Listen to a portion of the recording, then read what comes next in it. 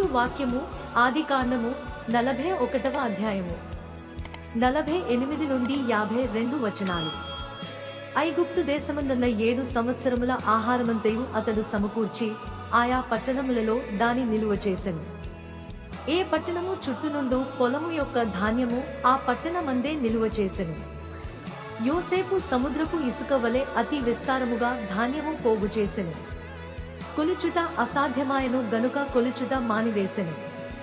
కరువు సంవత్సరములు రాకమునుపు యోసేపుకిద్దరు కుమారులు పుట్టిరి. ఓను యొక్క యాజకుడైన పోతీఫెర కుమార్తెగు ఆసనతు అతనికి వారిని కనెను. అప్పుడు యోసేపు, దేవుడు నా సమస్త బాధను నా తండ్రి ఇంటి వారినందరినీ నేను మరచిపోవునట్లు చేసెనని చెప్పి తన జ్యేష్ఠ కుమారునికి మనష్షే అను పేరు పెట్టెను. తరువాత అతడు, నాకు బాధ కలిగిన దేశమందు దేవుడు నన్ను అభివృద్ధి పొందించనని చెప్పి రెండవవానికి ఎఫ్రాయిము అను పేరు పెట్టెను. దేవుడు ఈ చిన్ని లేఖన భాగాన్ని దీవించి ఆశీర్వదించునుగాక. ఆమెన్.